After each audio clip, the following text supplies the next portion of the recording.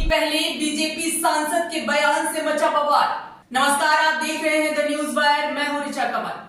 दोस्तों, वैसे तो ऐलान के बिना ही मोदी सरकार में कई सारी ऐसी चीजें हुई हैं जो धर्मनिरपेक्ष संविधान की आत्मा और भावना के खिलाफ हो, लेकिन अब बीजेपी सांसद खुलकर ऐलान कर रहे हैं कि अब की बार 400 पार हुआ तो संविधान ही बदल देंगे। दोस्तों, अभी तक जिसका ऐलान सिर्फ व्हाट्सएप यूनिवर्सिटीज, फेसबुक पर होता था, अब इसका ऐलान बीजेपी के सांसद खुलेआम जनसभा में कर रहे हैं। जी हां दोस्तों, दरअसल लोकसभा चुनाव 2024 को लेकर सियासी बयान जारी है और सत्ताधारी दल बीजेपी लगातार अपनी प्रचंड जीत के दावे कर रहे हैं। इस बीच बीजेपी सांसद अनंत कुमार हेगड़े ने बड़ा ऐलान किया है कि पार्टी अगर 2/3 सीटों के साथ सत्ता में आती है तो संविधान में कुछ बड़े बदलाव करेगी। इसको लेकर अब पूरे देश में बीजेपी की जमकर आलोचना की जा रही है।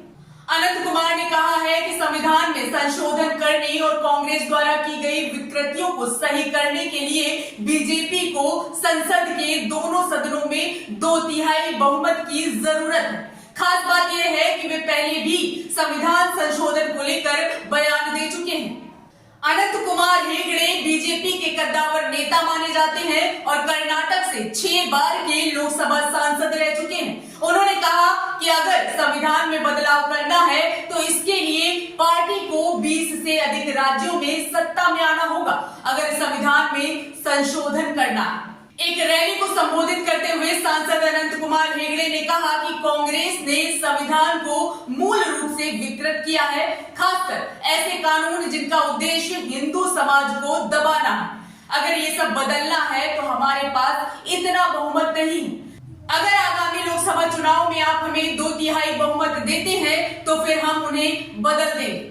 अनंत कुमार हेगड़े ने लोकसभा चुनाव को लेकर कहा कि यदि कांग्रेस की राज्यसभा में संख्या बढ़ती है तो भाजपा सरकार द्वारा किया गया कोई भी संवैधानिक संशोधन संसद में पारित नहीं होगा। अनंत कुमार ने कहा कि अब की बार 400 पार ही क्यों, हमारे पास लोकसभा में 2/3 बहुमत है, लेकिन राज्यसभा में हमारे पास नहीं है, वहां हमारे पास पर्याप्त बहुमत नहीं है।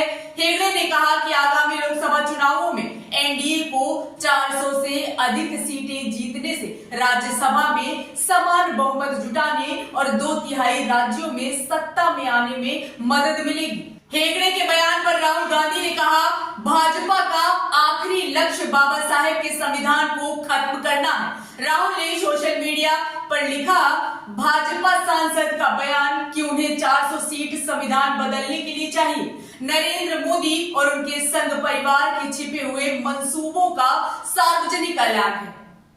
नरेंद्र मोदी और भाजपा का अंतिम लक्ष्य बाबा साहेब के संविधान को खत्म करना है।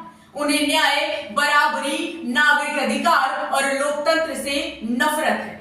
समाज को बांटना, मीडिया को गुलाम बनाना, अभिव्यक्ति की आजादी पर पहरा और स्वतंत्र संस्थाओं को पंगु बनाकर विपक्ष को मिटाने की साजिश से वो भारत के महान लोकतंत्र को संकीर्ण तानाशाही में बदलना चाहते हैं। हम आजादी के नायकों के सपनों के साथ ये षड्यंत्र सफल नहीं होने देंगे और अंतिम सांस तक संविधान से मिले लोकतांत्रिक अधिकारों की लड़ाई लड़ते रहेंगे।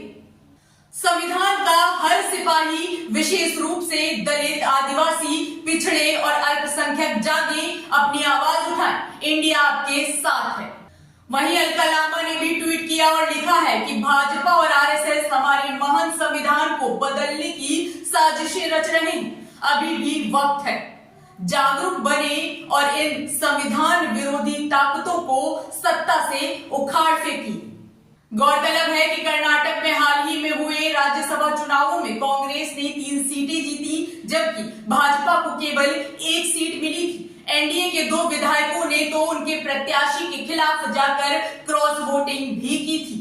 इसके अलावा अनंत कुमार ने सीएए लागू करने को लेकर भी कहा है कि अब सरकार इसे एक संशोधन के जरिए लागू करने की योजना बना रही है, नहीं तो कानून और व्यवस्था हाथ से निकल जाएगी और राष्ट्र विरोधियों को खुली छूट मिल जाएगी।